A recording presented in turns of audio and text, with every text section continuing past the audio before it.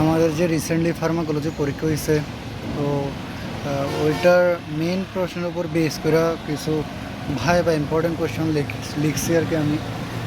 তো যেগুলা টিচাররা পেঁচাইতে পারে,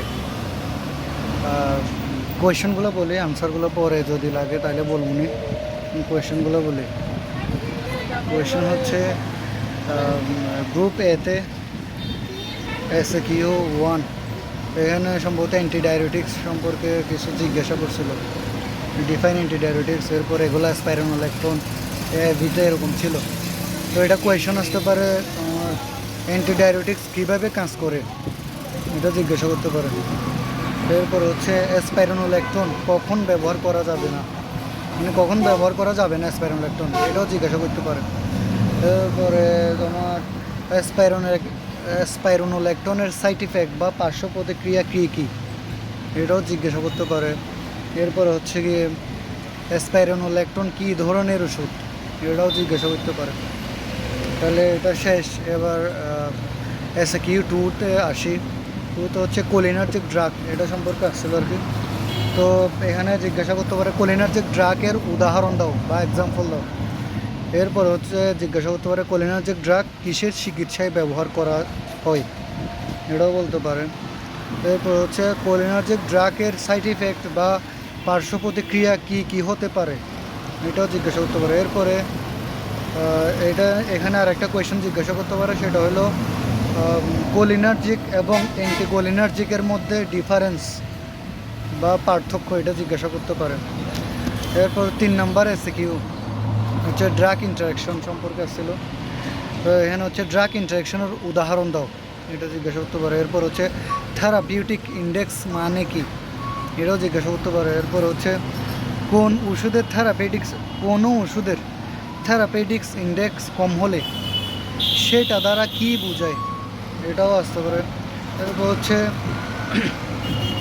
লো থেরাপিউটিক ইন্ডেক্সের ওষুধের কী কী ঝুঁকি থাকতে পারে অথবা রিস্ক ফ্যাক্টর, এটা জিজ্ঞাসা করতে পারে। এরপর হচ্ছে হাই থেরাপিউটিক ইন্ডেক্সের কিছু উদাহরণ বা এক্সাম্পল দাও, এটাও জিজ্ঞাসা করতে পারে। এরপর হচ্ছে ইকিউ 1 নম্বর, গ্রুপ এতে ইকিউ 1 নম্বর হচ্ছে অ্যান্টিবায়োটিক সম্পর্কে আসছিলো। তো এখানে জিজ্ঞাসা করতে পারে অ্যান্টিবায়োটিক কী, এটা তো সবাই পারে।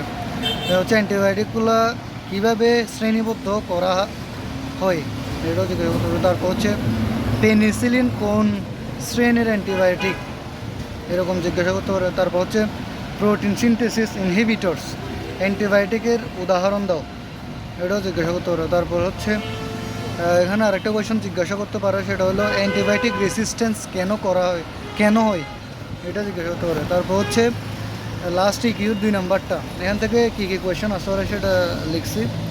এখানে আসতে পারে অ্যাসমা রোগীর প্রধান ওষুধগুলো কী কী, মানে অ্যাসমা রোগের প্রধান ওষুধগুলো কী কী। এরপর হচ্ছে ব্রঙ্কোডিলেটর এবং কর্টিকোস্টেরয়েডের পার্থক্য কী। এরপর হচ্ছে নার্স হিসেবে অ্যাসমা রোগীকে কীভাবে সহায়তা করবে। এরপর হচ্ছে অ্যাসমা রোগীর ইনহেলার সঠিকভাবে নির্দেশ কীভাবে দিবে। অ্যাসমা রোগীর কোন কোন ট্রিগার এড়ানো উচিত, কিয়া কইছেন। আচ্ছা, এবার আসে গ্রুপ বিতে, মানে কীরকম কোয়েশ্চেন করতে পারে এটার উপর ডিপেন্ড করে। ওই যে মেন কোয়েশ্চেনের উপর বেস করে করছি আর কি, মানে এগুলো লিখছি আমি, ইম্পর্টেন্ট মনে হয়েছে। তো SAQ-1 ফার্মাকোলজি কীভাবে নার্সিংয়ে সাহায্য করে, এটা ওই যে মানে ইম্পর্টেন্স অফ ফার্মাকোলজি নার্সিং, ওই কোয়েশ্চেনটা এভাবে করতে পারে আর কি। এরপর হচ্ছে ফার্মাকোকাইনেটিক্সের 4টি ধাপ, ওই যে 4টি ধাপ হচ্ছে অ্যাবজর্পশন, ডিস্ট্রিবিউশন, মেটাবলিজম, এক্সক্রিশন, এই 4টি ধাপ এগুলো মানে কী কী, এটা জিজ্ঞাসা করতে পারে। তারপর হচ্ছে ড্রাগ এর অ্যাবজর্পশন এবং মেটাবলিজম, অর্থাৎ মানে শোষণ এবং মেটাবলিজমের মধ্যে পার্থক্য কী, এটা জিজ্ঞাসা করতে পারে। এরপর হচ্ছে কোন অবস্থায় ফার্মাকোকাইনেটিক্সের পরিবর্তন হতে পারে, মানে কোন অবস্থায় ফার্মাকোকাইনেটিক্সের পরিবর্তন হতে পারে। এরপর হচ্ছে SAQ 2 নম্বর হচ্ছে কোলিনার্জিক ড্রাগ কয় প্রকার এবং কি কি, উদাহরণ দিতে বলছে আর কি, এরকম বুঝতে পারে। কোলিনার্জিক ড্রাগ 2 প্রকারের। আচ্ছা, যাই হোক। এরপরে হচ্ছে জিজ্ঞাসা করতে পারে মুস্কারিনিক ও নিকোটিনিক রিসেপ্টরের পার্থক্য কী, মানে মুস্কারিনিক ও নিকোটিনিক এর পার্থক্য কী। এরপর হচ্ছে পিলোকার্ফিন কোন ধরনের কোলিনার্জিক ড্রাগ, এটাও জিজ্ঞাসা করতে পারে। তারপর হচ্ছে কোলিনার্জিক ড্রাগের সাইড ইফেক্ট কী কী হতে পারে, এটাও জিজ্ঞাসা করতে পারে। এরপরে 3 নম্বর SAQ যেভাবে কোয়েশ্চেন করতে পারে, NSAIDs, ওই যে নন স্টেরয়েড অ্যান্টি-ইনফ্ল্যামেটরি ড্রাগস এর মানে কাজ কীভাবে হয় বা কীভাবে করে, কীভাবে কাজ করে, এটা জিজ্ঞাসা করতে পারে। এরপর হচ্ছে অ্যাসপাইরিনের বিশেষতা কী, এটাও জিজ্ঞাসা করতে পারে। তারপর হচ্ছে COX-2 ইনহিবিটরসের সুবিধা কী বা বেনিফিট কী, এটা জিজ্ঞাসা করতে পারে। তারপর জিজ্ঞাসা করতে পারে NSAIDs ব্যবহার করলে মানে অতিরিক্ত ব্যবহার করলে কি কি সমস্যা হতে পারে। এটা ঘুরাই আরেকটা করতে পারে, সেটা হচ্ছে পেট ব্যথার জন্য যে ওষুধ খাই আমরা, পেট ব্যথার জন্য যে ওষুধ খাই সেটা যদি বেশি পরিমাণে খাই তাহলে পেট ব্যথা আরও বাড়ে কেন, এটাও করতে জিজ্ঞাসা করতে পারে। এরপর হচ্ছে ইকিউ মানে গ্রুপ বি এর ইকিউ, OPC এবং ওই যে এড্রিনার্জিক রিসেপ্টর বা আলফা বিটা এরকম কিছু কোয়েশ্চেন ছিল। তো 1 নম্বর ইকিউ হচ্ছে গিয়ে OPC বিষক্রিয়ার লক্ষণগুলো কি কি, OPC বিষক্রিয়ার লক্ষণগুলো কি কি হচ্ছে ওরোফ্যারিঙ্গাস কম্পাউন্ড OPC, এটার মানে লক্ষণগুলো কী কী জিজ্ঞাসা করতে বলছে। তা হচ্ছে OPC বিষক্রিয়া হলে কী ধরনের ওষুধ দেওয়া হয়, মানে এটার জন্য কী ধরনের ওষুধ দেওয়া হয়। এরপর হচ্ছে বলছে OPC রোগীর চিকিৎসায় নার্সের ভূমিকা কী, এটাও আসতে পারে।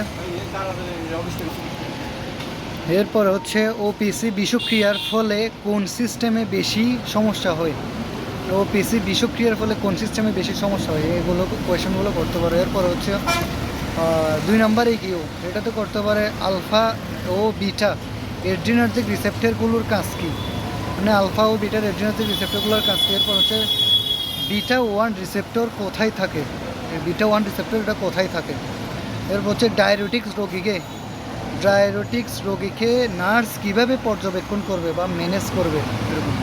তারপর হচ্ছে ডায়াবেটিক্সের সাইড ইফেক্টগুলো কী কী, এবং লাস্টে জিজ্ঞাসা করতে পারে ডায়াবেটিক্স কেন দেওয়া হয়, ওই যে মানে এটার ডিফাইন পারলে তো পারা যায় এগুলো।